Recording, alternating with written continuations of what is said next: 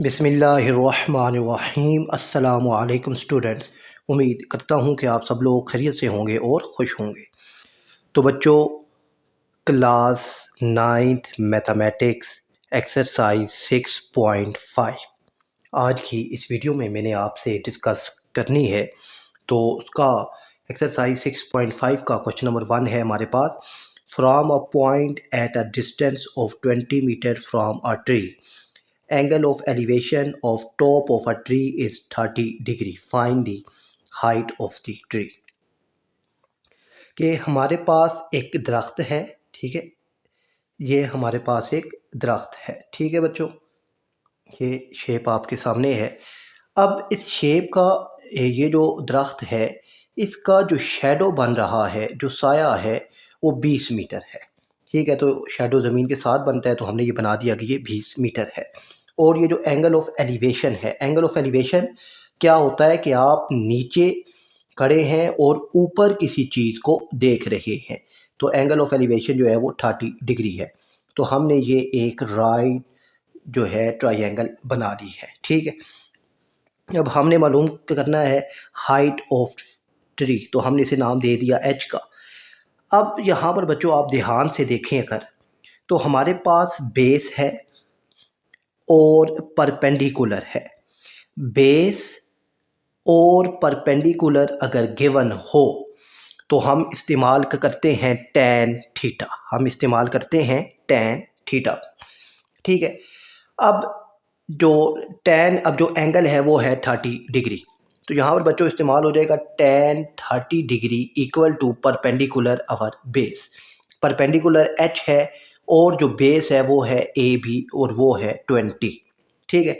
अब tan जो 30 होता है, tan 30 इसकी वैल्यू होती है बच्चों हमारे पास √3/3 और इक्वल टू h/20 आ गया है। अब हमने मालूम करना है h, तो 20 को यहाँ पर क्रॉस मल्टीप्लाई करवा देंगे, तो 20 क्रॉस मल्टीप्लाई हो जाएगा। तो अब हमारे पास ये आ जाएगा 20 मल्टीप्लाई √3/3। तो आपने इसको डायरेक्ट कैलकुलेटर में लिखना है, तो आपके पास आंसर आ जाएगा 11.55 मीटर। के दरख्त की जो हाइट है वो 11.55 मीटर है।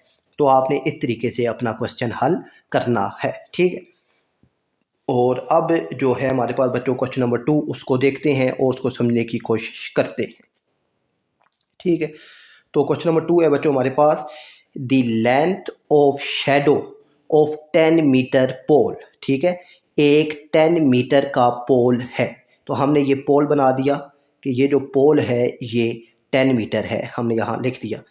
और इसका जो शेडो है, शेडो इज़, बच्चे यहाँ पर गलती करते हैं पेपर में कि वो इसको शेडो बना लेते हैं, तो यहाँ सवाल को ध्यान से समझना है।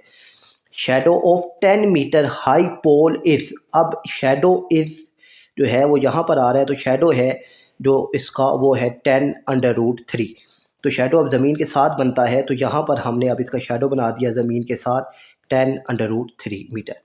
Find angle of elevation of the sun. अब जो सन का जो एंगल ऑफ एलिवेशन है वो आपने मालूम करना है, यानी पोल का जो एंगल ऑफ एलिवेशन है, यानी थीटा अब आपने मालूम करना है। तो अब यहाँ पर बच्चों आप ध्यान दीजिए, परपेंडिकुलर और बेस गिवन है। परपेंडिकुलर और बेस गिवन हो तो फार्मूला इस्तेमाल होता है tan, ठीक है। तो tan theta equal to perpendicular over base. अब थीटा मालूम करना है तो थीटा ऐसे ही रहेगा। अब परपेंडिकुलर की वैल्यू है 10 और जो शेडो है, जो बेस है, उसकी वो है जी 10√3, ठीक है। अब यहाँ पर ये बच्चों अब आपने ये 10 से कैंसिल होगा, तो ये आ जाएगा 1/√3, ठीक है।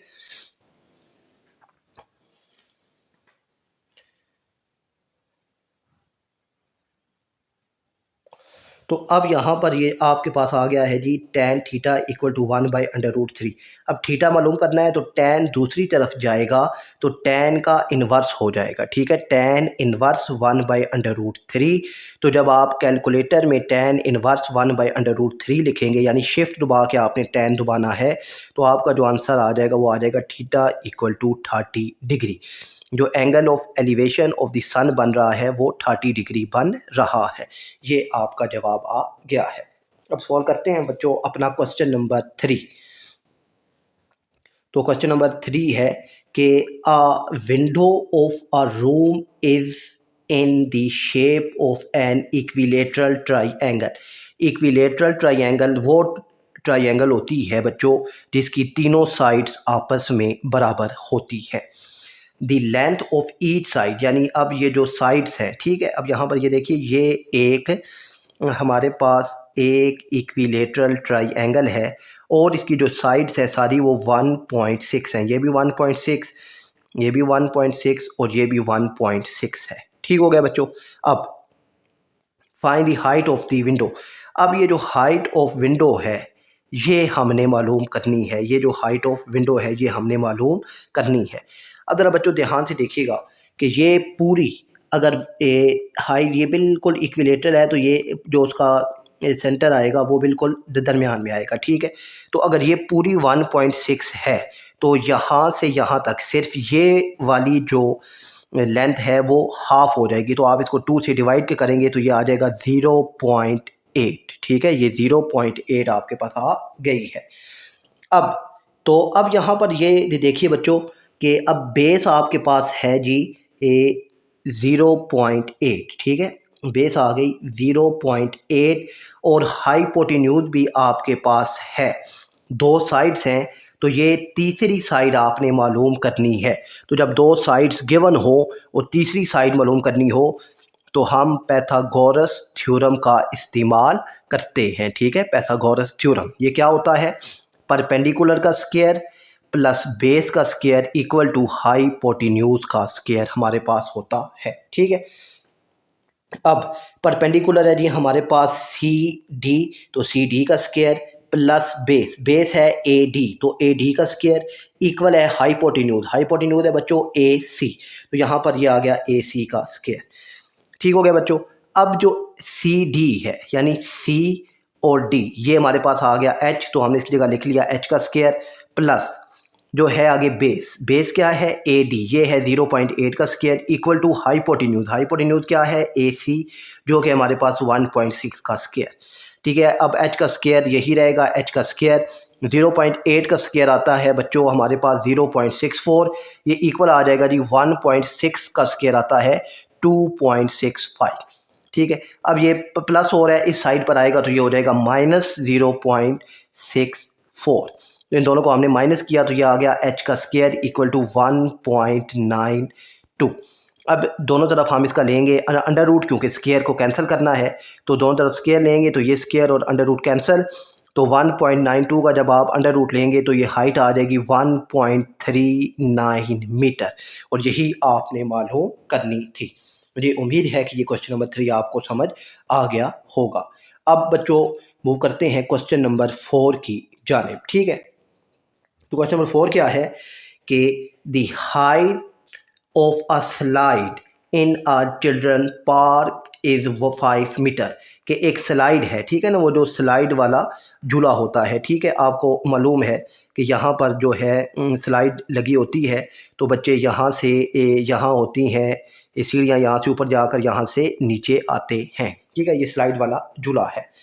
अब इसकी जो हाइट है वो है हमारे पास 5 मीटर, हमने लिख ली है। आगे a girl standing at the top of slide, तो अब गर्ल यहाँ खड़ी है।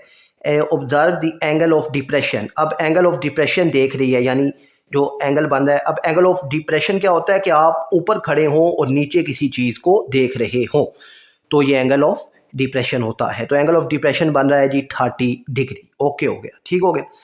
अब of its bottom is 30 degree, find length of the slide. अब लेंथ ऑफ स्लाइड आपने मालूम करनी है। तो अब देखिए स्लाइड ये होती है, तो अब आपने ये वाली कितनी लेंथ है ये मालूम करनी है। ठीक है, तो आप इसको अगर आप इसकी राइट ट्राइंगल बनाएं तो ये जो ए सी है हाइपोटेन्यूज ये आपने मालूम करना है। ठीक है, अब आपके पास यहाँ पर ये देखिए एच और पी है, एच और पी। ठीक है, ये दो चीज़ें हैं। तो अब एच और पी ये आता है बच्चों साइन थीटा में। ठीक है, तो साइन थीटा आपको याद है कि सम पीपल हैव, ठीक है ना, ये आपने याद रखना है। मैं यहाँ पर एक दफ़ा लिख भी दे देता हूँ ताकि आपको याद रहे, ठीक है। अब आपने इसको कैसे याद रखना है, तो हमारे पास एक फार्मूला होता है बच्चों के SOME, ठीक है, some PEOPLE, people have curly CURLY curly black hair, ठीक है, curly black hair to present beauty, ठीक है। अब S जो है, ये जो S है, ठीक है बच्चों, S से मुराद है साइन। तो अब जो साइन थीटा है ये बराबर होता है पीपल और हैव H, P/H के बराबर होता है, ये आपने याद रखना है।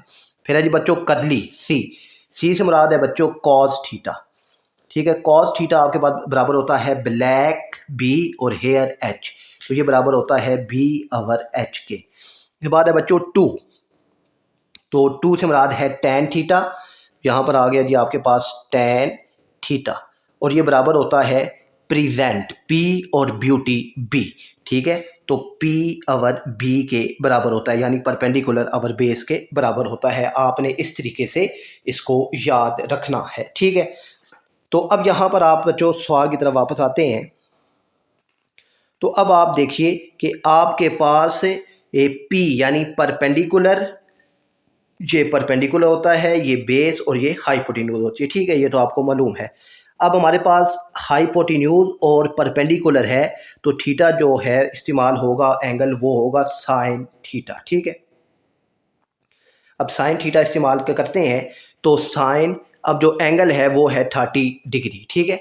तो साइन थीटा आ गया परपेंडिकुलर अवर हाइपोटेन्यूज, तो थीटा 30 है, तो परपेंडिकुलर है H और हाइपोटेन्यूज है वो है L, ठीक है। तो साइन 30 होता है 1/2, और जो हाइट है स्लाइड की वो है 5/L।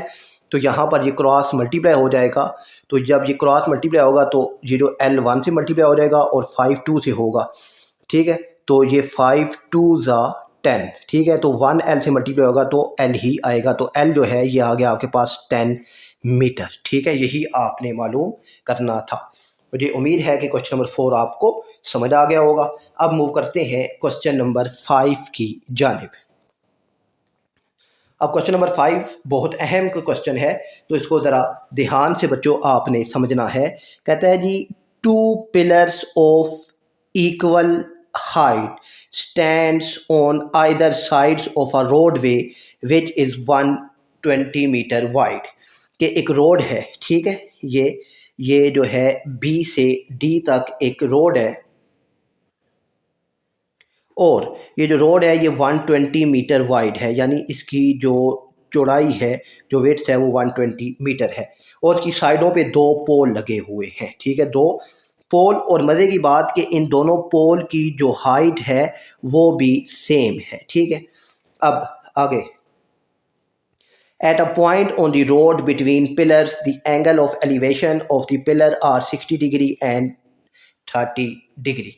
अब यानी कोई भी एक पॉइंट हमने रोड पर लिया, ठीक है, रोड पर एक पॉइंट लिया, और ये पॉइंट जो है, ये जो एंगल बन रहे हैं वो 60 डिग्री और 30 डिग्री बन रहा है। Find height of each pillar and position of the point, ये पॉइंट की पोजीशन आपने मालूम करनी है कि ये पोल से कितनी दूर है, और दूसरा ये हाइट ऑफ पिलर कितनी है, ये 2 पॉइंट आपने मालूम करने हैं, ठीक है।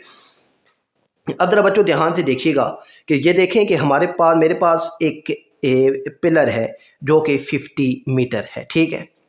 अब मैंने इस पिलर को यहाँ से हाफ कर दिया, और मैं ये कहता हूँ जी ये 8 है, ठीक है, ये जो लेंथ है ये 8 है, तो ये बाकी कितनी होगी, तो बाकी आपने 50 - 8 करना है, ठीक है, 50 - 8 होगा।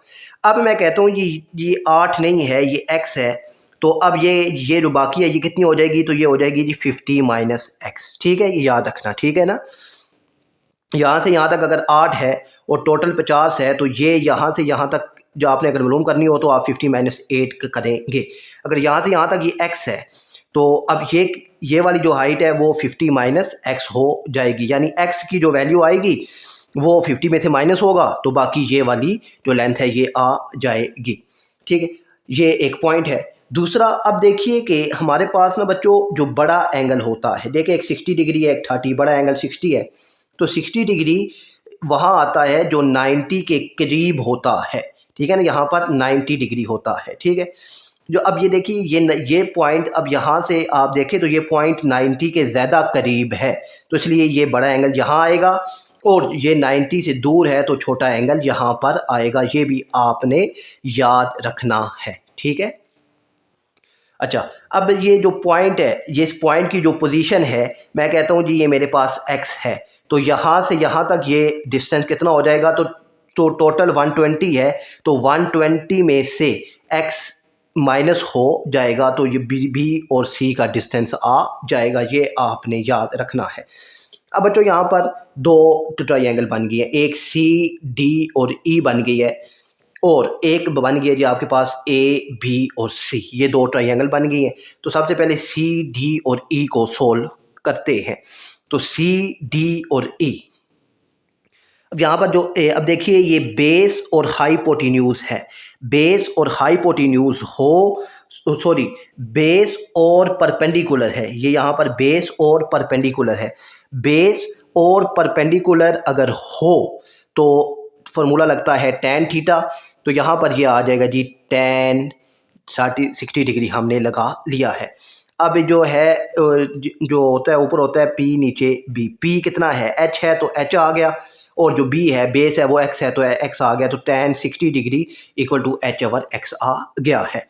अब tan 60 डिग्री की आप अगर कैलकुलेटर में वैल्यू फाइंड करें तो वो होती है √3, तो यहाँ पर आ जाएगा जी √3 H ओवर X।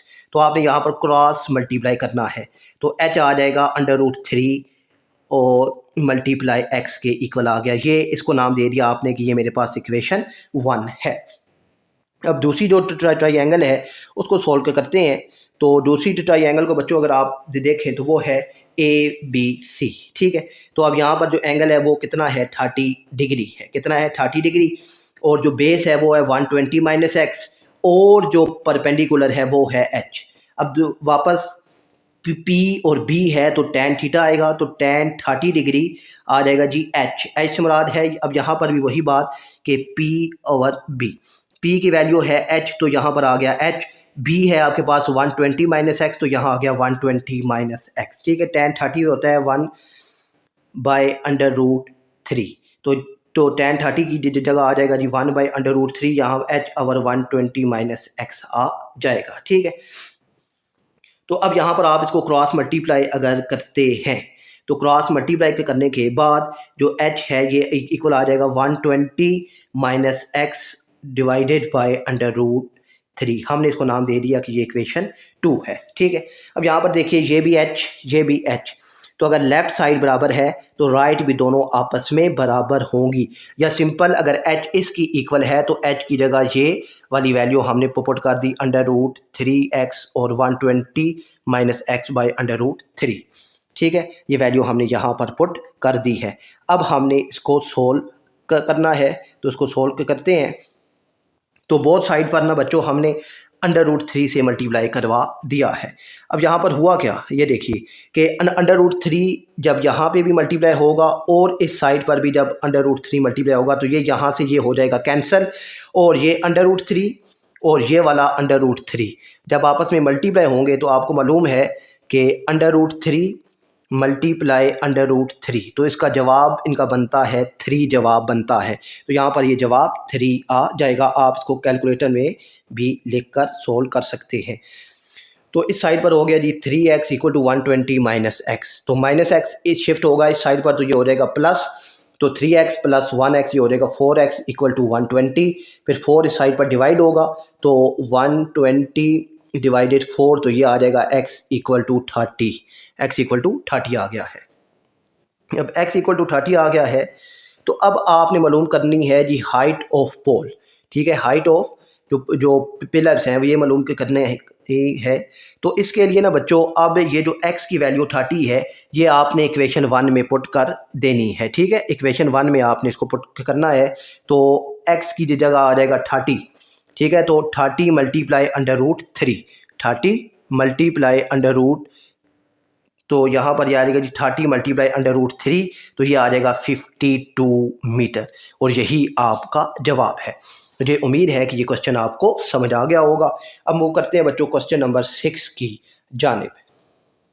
तो बच्चों क्वेश्चन नंबर 6 है, from the top of a tower of height 120 metre. ठीक है, एक टावर है जिसकी हाइट 120 मीटर है। ओके हो गया, एक टावर हमने बनाया और इसकी हाइट 120 मीटर कर दी।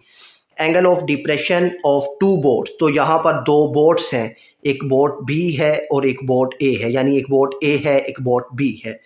Eight water level are 60 degree and 45 degree, और यहाँ से हम इन बोट्स को देख रहे हैं तो वो एंगल जो बन रहे हैं वो 60 डिग्री और 45 डिग्री बन रहे हैं।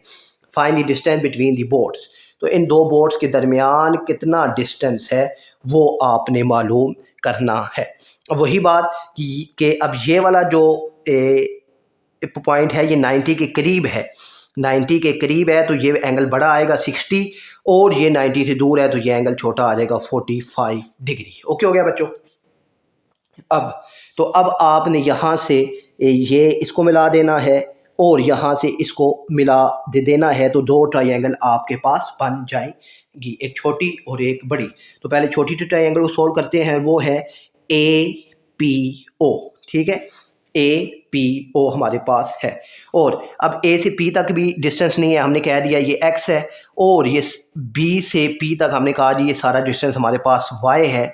तो इन दोनों के दरमियान डिस्टेंस मालूम करना है, तो इस सारे में से जब ये x माइनस हो जाएगा तो ये डिस्टेंस टू बोट्स के दरमियान खुद ही आ जाएगा।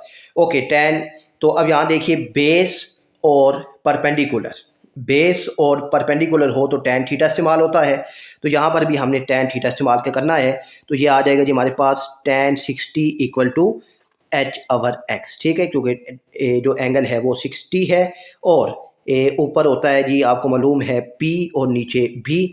P की वैल्यू हमारे पास जो है ये h है 120। ठीक है, और नीचे बेस है तो बेस की वैल्यू x है। तो यहाँ पर अब tan जो 60 होता है ये होता है √3 के इक्वल होता है, तो tan 60 की जगह हमने लिख लिया √3 इक्वल टू 120/x, 120/x आ जाएगा, क्योंकि h की वैल्यू हमारे पास 120 है। ठीक हो गया।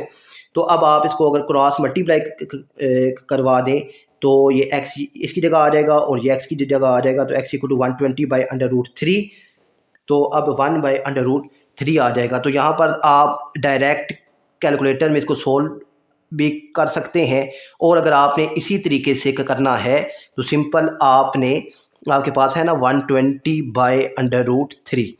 ठीक है, तो आपने जो है ऊपर भी √3 से मल्टीप्लाई करवा देना है और नीचे भी √3 से मल्टीप्लाई करवा देना है। तो अब यहाँ पर होगा क्या कि ये √3 और ये √3 मिलकर बन जाएंगे 3, और ये 3 120 से कैंसिल होगा तो ये आ जाएगा 40, और साथ ये √3 आ जाएगा। ठीक है, और अब ये जो दूसरी ट्रायंगल है इसको सोल्व करते हैं, तो इसका एंगल है 45, इसकी भी बेस है। ठीक है, अब ये देखिए ये सारी बेस आएगी। अच्छा, यहाँ पर बच्चे आपने ये बेस नहीं लेनी, बल्कि अब जो दूसरी ट्रायंगल है वो है BPO, BPO ट्रायंगल है। तो अब यहाँ से ये जो B से P का डिस्टेंस है वो सारा Y है।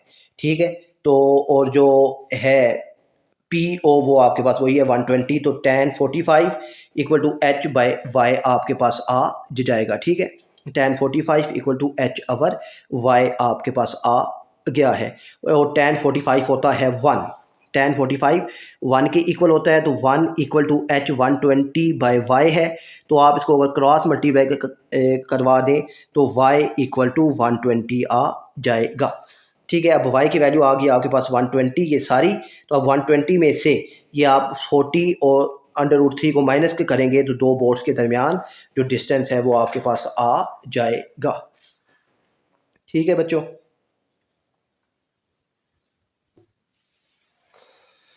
अच्छा बच्चों, अब यहाँ पर वही देखिए कि y का जवाब आ गया आपके पास 120, और अब आपने 120 - 40 √3 को जब सोल्व किया तो आपके पास ये आंसर आ गया 50.7 कि दोनों बोर्ड के दरमियान जो डिस्टेंस है वो 50.7 मीटर है। मुझे उम्मीद है कि क्वेश्चन नंबर 6 भी बच्चों आपको समझ आ गया होगा। हम मूव करते हैं क्वेश्चन नंबर 7 की जानिब। अब क्वेश्चन नंबर 7 है बच्चों कि 2 men on opposite sides of a tree are in line, कि एक जो है एक दरख्त है, ठीक है, एक दरख्त है और दो बंदे, एक ए है और एक बी है, दरख्त की ऑपोजिट साइड एक ही लाइन पे यानी जो है उसकी बेस उस पे खड़े हैं। ठीक हो गया। They observe the angle of elevation of top of tree are 30 degree and 60 degree. तो अब ये दरख्त को देख रहे हैं, एक 60 डिग्री से देख रहा है, एक 30 डिग्री से देख रहा है। तो जो 60 डिग्री से देख रहा है वो 90 के करीब है और जो 30 डिग्री से देख रहा है वो 90 से दूर है। अच्छा, the height of tree is 15 metre, और जो दरख्त है उसकी जो हाइट है वो 15 मीटर है। Find distance between the man, इन दोनों के दरमियान कितना फ़र्क है। तो डी से बी हमने इसका नाम दे दिया एक्स का, और ए से डी हमने इसे नाम दे दिया वाई का, और इन दोनों के दरमियान डिस्टेंस मालूम करना है तो दोनों का डिस्टेंस ऐड हो जाएगा, एक्स प्लस वाई हो जाएगा। तो वही काम कि दो हैं आपके पास ट्रायंगल, तो दोनों को आपने सोल्व करना है। तो सबसे पहले ये 30 डिग्री वाली सोल्व करते हैं। तो 30 डिग्री वाली में वही बात कि tan 30 डिग्री इक्वल टू आ जाएगा h ओवर x, क्योंकि दी अब देखिए बेस और परपेंडिकुलर हो तो tan थीटा इस्तेमाल होता है। तो tan 30 equal to h over x। अब tan 30 की वैल्यू होती है बच्चों 1/√3, और अच्छा, और फिर ये जो है h वो है 15 मीटर, तो यहाँ आ जाएगा tan जो है tan 30 इसकी जगह आ गया 1/√3। h जो है ये 15 है तो 15 ओवर x आ गया है। अब आपने क्रॉस मल्टीप्लाई करना है, तो क्रॉस मल्टीप्लाई से x 1 के साथ मल्टीप्लाई होकर x ही आ जाएगा, और 15 से √3 मल्टीप्लाई होगा तो ये आ जाएगा x इक्वल टू 15/√3। और दूसरा एंगल है आपके पास बच्चों 60 है, तो आप इसमें भी बेस और परपेंडिकुलर है, तो tan 60 equal to h over y आ जाएगा। ठीक है, परपेंडिकुलर जो है वो है जी h, और जो है बेस वो है y। अब tan 60 होता है बच्चों हमारे पास √3, तो ये आ जाएगा √3। अब जब ये √3 है तो अब यहाँ पर वही काम कि अब आपने जो tan 60 है उसकी जगह √3 पर पुट करना है h की जगह। ठीक है ना, ये जो है tan 60 उसकी जगह √3 पुट करना है, और ये जो h है इसकी जगह 15 ओवर y आ जाएगा। और यही चीज़ फिर यहाँ पर आगे आपने लिखनी है। फिर यहाँ पर ये क्रॉस मल्टीप्लाई होगा तो h का जो है ये आ जाएगा जी 5/√3। अब इन दोनों के दरमियान डिस्टेंस मालूम करना है, x का भी जवाब है y का भी है, दोनों को जब हमने ऐड किया तो ये आ गया 20/√3, और इसको जब आप अगर पॉइंट में लेकर आएँ तो ये बनता है 34.7 मीटर, क्यों दोनों के दरमियान जो डिस्टेंस है वो 34.7 मीटर है। मुझे उम्मीद है कि बच्चों ये क्वेश्चन नंबर जो है 7 ये आपको समझ आ गया होगा। हम वो करते हैं बच्चों क्वेश्चन नंबर 8 की जानिब। तो क्वेश्चन नंबर 8 है बच्चों, from the top of tree the angle of elevation and depression. अच्छा, ये भी सवाल बड़ा इंटरेस्टिंग सवाल है और अहम सवाल है कि from the top of a tree the angle of elevation and depression from the top and bottom of building are 30 degree and 45 degree respectively. एक दरख्त है, ठीक है, ये एक दरख्त है।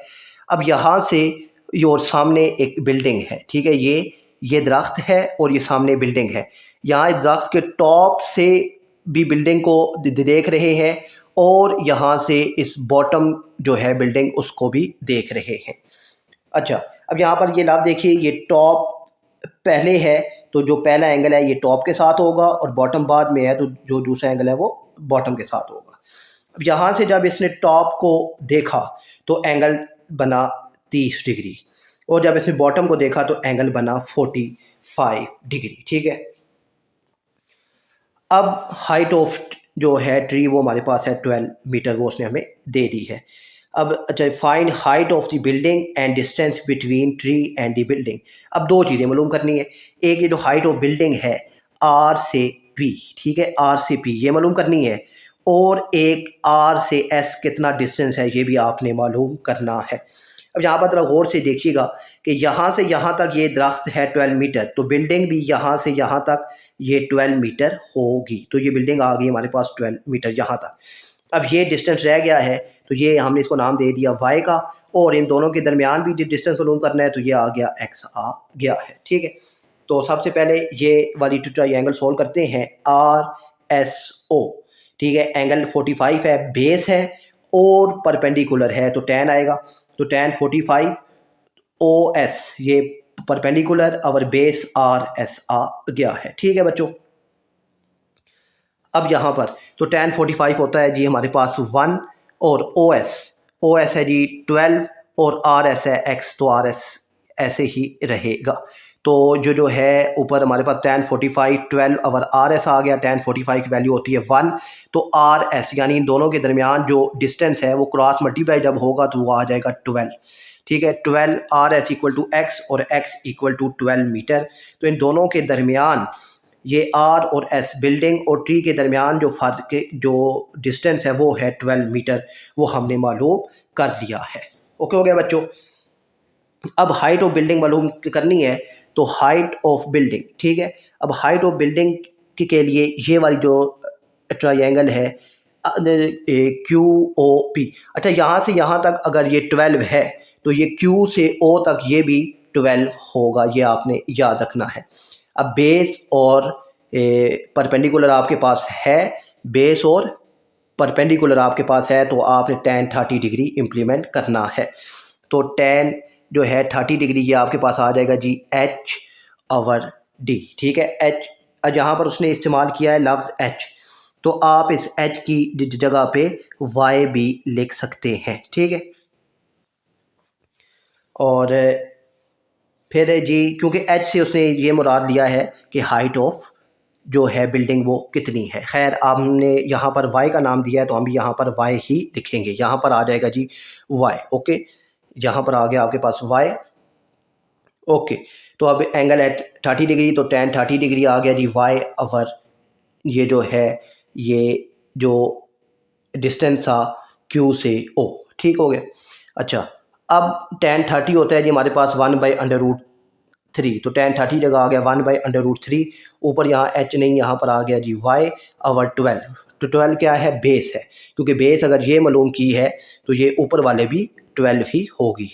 अच्छा, अब यहाँ पर आपने क्रॉस मल्टीप्लाई करना है, तो क्रॉस मल्टीप्लाई 12 1 से होगा तो ये आ जाएगा 12, और h जब इससे होगा तो ये आ जाएगा जी h और साथ √3। तो √3 बोथ साइड पर जब आप डिवाइड करेंगे, ठीक है, √3, तो ये सिर्फ रह जाएगा h, तो h इक्वल टू 12/√3 आ जाएगा। फिर जब आप इसको सॉल्व करेंगे तो ये आ जाएगा 4√3 मीटर। अब इन जो है, अब यहाँ पर ये देखिए कि ये जो y है, y हमारे पास आया 4√3, तो ये है 12, तो अब दोनों को ऐड कर देंगे तो हमारे पास ये टोटल डिस्टेंस आ जाएगा। ठीक है, 12 + 4√3, तो ये आपके पास टोटल जो डिस्टेंस है, आपने इसको कैलकुलेटर में लिखना है। ठीक है, कैलकुलेटर में आप लिखेंगे तो आपके पास जो आंसर है वो आ जाएगा 18.93 मीटर की बिल्डिंग की हाइट है, और बिल्डिंग और ट्री के दरमियान जो डिस्टेंस है वो है 12 मीटर। ठीक हो गया बच्चों, मुझे उम्मीद है कि आपको समझ आ गया होगा क्वेश्चन नंबर 8। अब मूव करते हैं बच्चों क्वेश्चन नंबर 9 की जानिब। तो बच्चों क्वेश्चन नंबर 9 है कि from a point A on ground at a distance of 200 metre, angle of elevation of top of tower is alpha, there is another point b 80 metre nearest to the tower. अच्छा, एक चले साथ diagram को भी साथ साथ समझते हैं कि फ्रॉम अ पॉइंट ए, एक पॉइंट ए है, ठीक है, at a distance of 200 metre, इससे 200 मीटर दूर एक टावर है। ठीक है, एक टावर है। ओके हो गया, इससे 200 मीटर दूर एक टावर है। अच्छा, और जो अब इसका जो यहाँ पर जो एंगल ऑफ एलिवेशन बन रहा है उसका नाम है अल्फ़ा, तो हमने यहाँ पर नाम भी अल्फ़ा दे दिया है। फिर के बाद कहता है there is another point B 80 metre nearest to the tower, एक और पॉइंट है बी और ये नियरेस्ट यानी आगे मूव हमने किया 80 मीटर, उसके बाद एक पॉइंट आया बी, ठीक है, नियरेस्ट टू दी टावर, इसका मतलब है कि आप 80 मीटर आगे आपने मूव किया है। और यहाँ पर जो आपके पास है the angle of elevation of the tower from point B is beta, तो बी पर जो एंगल है वो है बीटा, ठीक हो गया। और tan अल्फ़ा की वैल्यू से दे दी 2/5, find the height of tower and value of beta. अब आपने ये हाइट ऑफ टावर ये मालूम करनी है और ये एंगल बीटा है ये कितना है ये आपने मालूम करना है। अब यहाँ पर ये पॉइंट देखिएगा बच्चों कि टोटल ये जो है ये 200 मीटर है, टोटल 200 मीटर है, तो 80 मीटर यहाँ से यहाँ तक अब जब आज गया है तो ये बी से सी का डिस्टेंस कितना होगा, तो 200 माइनस 80, तो ये डिस्टेंस आपके पास आ जाएगा, ठीक है बच्चों। तो अब यहाँ पर तो वही काम कि यहाँ पर अब सबसे पहले ये जो है एंगल अल्फ़ा की वैल्यू हमारे पास गिवन है tan अल्फ़ा, तो tan अल्फ़ा इस्तेमाल करते हैं। तो इस अब ये देखिए बेस और ये जो है परपेंडिकुलर ये गिवन है, तो आएगा जी tan alpha equal to h/ac, ठीक है, h हाइट ऑफ टावर और ac ये पूरी ट्राई एंगल हमने इस सबसे पहले ली है ACO, ओके हो गया। अब tan alpha equal to h/ac, अब h मालूम करना है तो a से c ये टोटल डिस्टेंस है 200 और tan अल्फ़ा की वैल्यू है जी बच्चों 2/5, तो यहाँ पर ये आ जाएगा जी tan अल्फ़ा की जगह आ जाएगा ये tan अल्फ़ा की जगह आ गया 2/5 और ये जो है a जो ऊपर है h/ac जो है ये है 200। अब क्रॉस आपने मल्टीप्लाई 200 को यहाँ पर क्रॉस मल्टीप्लाई कर दिया क्योंकि h ऊपर ही है और यही मालूम करना है, तो h इक्वल टू 2/5 मल्टीप्लाई 200, तो हाइट ऑफ टावर हमारे पास आ गई 80 मीटर, ठीक है। अब हाइट ऑफ टावर हमारे पास आ गई 80 मीटर। अब यहाँ पर ना अब इसी हाइट को हमने आगे इस्तेमाल भी करना है, वो भी देखिएगा। अब हमने बीटा मालूम करना है तो tan बीटा इक्वल टू आ जाएगा h/बी सी, तो h की हाइट जो है ये अब 80 मीटर हमने मालूम हो गई है, तो h की जगह 80 और बी सी जो है ये है 120, तो 80/120 तो ये आ गया 2/3, तो tan बीटा आ गया 2/3, tan बीटा इक्वल टू 2/3। अब tan बीटा मालूम करना है तो और सिर्फ हमने बीटा मालूम करना है, तो tan इस साइड पर आएगा तो tan का हो जाएगा इनवर्स, तो अब आपने कैलकुलेटर में शिफ्ट tan 2/3 लिखना है, तो ये एंगल आ जाएगा 33.69 और यही आपने मालूम करना था। मुझे उम्मीद है बच्चों क्वेश्चन नंबर 9 आपको समझ आ गया होगा। अब इसी एक्सरसाइज का लास्ट क्वेश्चन, क्वेश्चन नंबर 10 समझते हैं।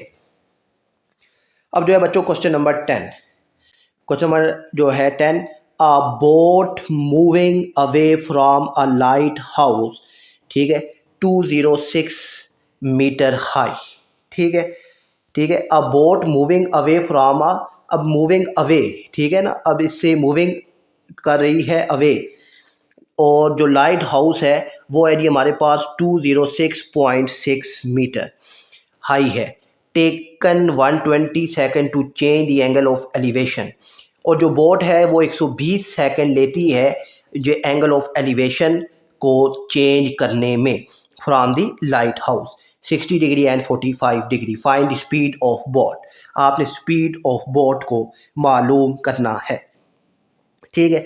अब यहाँ पर दो एंगल हैं तो वो वही बात कि 90 के करीब है तो ये 60 डिग्री आ जाएगा और ये 90 से दूर है तो ये 45 डिग्री आ जाएगा। पहले बोट यहाँ पे थी, अब अवे गई तो यहाँ पर आ गई, ठीक है। अब ये कितनी स्पीड से गई वो हमने मालूम करना है, ठीक हो गया। तो हाइट है हमारे पास, तो ये ए से सी तक का डिस्टेंस नहीं है तो हमने इसे नाम दे दिया वाई का, और बी से ए या ए से बी भी नहीं है, ऐसे नाम दे दिया एक्स का, तो हमारे पास वही दो ट्राई एंगल बन गई है, ठीक है।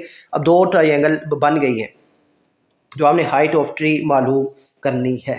तो अब यहाँ पर ना बच्चों ज़रा ध्यान से आपने समझना है, और वो ठीक है। अब सबसे पहले अगर आप इस ये जो है 60 डिग्री ये जो छोटी हमारे पास है ट्राइंगल ACO, इसको अगर सोल्व करते हैं तो बेस है और परपेंडिकुलर है, तो बेस और परपेंडिकुलर अगर हो तो tan थीटा इम्प्लीमेंट होता है। ठीक है, तो अब हमारे पास आ गया जी tan थीटा या tan, अब थीटा की वैल्यू 60 है तो tan 60 degree equal to h over d1। ठीक है, ये h है। अच्छा, ये a से c ये डिस्टेंस है y, तो अब y को यहाँ पर ये देखिए d1, y को हमने नाम दे दिया है d1 का, तो इसलिए हमने इस्तेमाल किया है d1। और फिर जो है d2, d जो 2 है वो है CB, हमने इसे नाम दे दिया x प्लस वाई का, ये आपने याद रखना है। ठीक है, ये जो AB से C है। अच्छा, अब यहाँ पर tan 60 आ गया जी h ओवर d1, क्योंकि y d1 है तो tan 60 की वैल्यू होती है √3। तो अब यहाँ पर tan 60 की जगह आ जाएगा जी √3, और h जो है वो है जी 206.6, उसकी जगह आ गया 6, और जो है d1 ये ऐसे ही रहेगा। अब आपने इसको क्रॉस मल्टीप्लाई करना है, और क्रॉस मल्टीप्लाई में आप इन दोनों को चेंज भी कर सकते हैं, यानी √3 की जगह d1 आ जाएगा और d1 की जगह √3 आ जाएगा। आपने इन दोनों को डिवाइड करना है, तो जब आपने इन दोनों को डिवाइड किया तो यहाँ पर ये जो एंगल है वो आ गया 119.284 मीटर। ठीक है, ये आ गया आपके पास d1। अब मालूम के करते हैं बच्चों d2। ठीक है, तो d2 जो है वो अब जो है, अब दूसरी जो है ट्राइंगल, सिंपल आपने पहले एक जो है ट्राइंगल उसको सोल्व किया, अब आपने दूसरी ट्राइंगल को सोल्व करना है। तो दूसरी में जो बेस है B से C तक वो है जी x प्लस वाई, और इसे नाम दे दिया हमने d2 का, और जो परपेंडिकुलर है वो वही रहेगा। तो अब यहाँ पर वो आ जाएगा जी tan 45 degree h over d2। ठीक है, और tan 45 की वैल्यू होती है बच्चों हमारे पास 1। ठीक है, tan 45 डिग्री 1 होता है, तो इसकी जगह आ गया 1, h जो है वो है 206.6, और नीचे d2 ऐसे ही, यानी d2 से मुराद बच्चों फिर मैं बता रहा हूँ ये x प्लस वाई है। ठीक है, ये x और ये y। ठीक है, क्योंकि अब ये सारी बेस है ना BCO, बड़ी ट्राइंगल जब आपने सोल्व करनी है तो उसकी जो बेस है वो है B से C तक, और ये x और y है। अच्छा, अब यहाँ पर आपने जब इन दोनों को डिवाइड किया तो d2 आ गया जी आपके पास 206.6 मीटर। अब सबसे पहले आपने ये देखना है कि उसने कितना डिस्टेंस ट्रैवल किया है, तो उसके लिए d2 से आपने d1 को माइनस करना है। d2 माइनस d1, 206.6 माइनस, और ये जो है 119.284, यहाँ पर वापस वही वैल्यू ये जो है लिख दी गई है, तो आप यहाँ पर 119.284 भी लिखेंगे, या ये भी आप अगर लिख के आपने डायरेक्ट कैलकुलेशन कैलकुलेटर में करनी है, ये याद रखिएगा। ठीक है, और कैलकुलेटर भी आपने साइंटिफिक इस्तेमाल करना है। तो ये जो डिस्टेंस है वो आ गया 87.32 मीटर। अब आपने स्पीड मालूम करनी है, तो स्पीड के लिए बच्चों फार्मूला होता है डिस्टेंस ओवर टाइम। ठीक है, डिस्टेंस ओवर टाइम, डिस्टेंस वही जो d2 माइनस d1 का डिस्टेंस था 87.32, वो आपने यहाँ पर लिखना है 87.32 डिवाइडेड जो है टाइम। अब टाइम आपको उसने सवाल में ही बता दिया था कि वो टेक्स 120 सेकेंड, तो अब जो है टाइम वो 120 सेकेंड है। तो अब आपने जब इन दोनों को कैलकुलेटर में डिवाइड किया तो आपके पास आंसर आ गया 0.73 मीटर पर सेकंड, के इतनी स्पीड से उसने एंगल ऑफ एलिवेशन जो है उसको चेंज किया है। ठीक है बच्चों, और इसके साथ ना बच्चों अब ये मुझे उम्मीद है कि ये सारे सवाल आपको समझ आ गए होंगे। जो अब इनको याद रखने का बच्चों, ये जो फार्मूला मैंने आपको बताया है, some people have curly black hair to present beauty, ये आपको लाजमी तौर पर याद होना चाहिए, और ये आपका पूरा चैप्टर 6 में इस्तेमाल होता है। ठीक है, एस से मुराद साइन होता है। ठीक है, साइन, और पी जो है पी से मुराद परपेंडिकुलर, और ये जो एच है एच से मुराद हाइपोटेन्यूज, यानी साइन थीटा बराबर होता है परपेंडिकुलर और हाइपोटेन्यूज के। और उसके बाद है करली, करली के सी से मुराद है कॉज, और ब्लैक के बी से मुराद है जो है बी, और जो एयर के एच से मुराद है वो एच है, बी अवर एच, यानी कॉस थीटा बराबर हो गया बी अवर एच, यानी बेस अवर हाइपोटेन्यूज के। ठीक है बच्चों। और टू, टी से मुराद है टैन, पी से मुराद है जो है परपेंडिकुलर, और बी से मुराद है बेस। तो टैन थीटा जो है बच्चों वो आपके पास बराबर होता है, टैन थीटा इक्वल होता है ये परपेंडिकुलर अवर बेस के। और ये भी याद रखिएगा कि बच्चों टैन जो थीटा होता है ये साइन थीटा अवर कॉस थीटा के बराबर भी होता है। ठीक है, टैन जो है वो साइन थीटा अवर कॉस थीटा के बराबर भी होता है। अब यहाँ पर ना बच्चों साइन की वैल्यू आपको अगर मालूम हो गई है बी अवर एच, और कॉस की वैल्यू है बी, और साइन होता है पी अवर एच, और ये है बी अवर एच। तो एच एच से कैंसिल अगर हो जाए तो टैन थीटा परपेंडिकुलर अवर हाइपोटेन्यूज के इक्वल यहाँ से भी आ सकता है। मुझे उम्मीद है बच्चों ये एक्सरसाइज आपको समझ आई होगी। अपना बहुत सारा ख्याल रखिएगा। अल्लाह हाफिज़।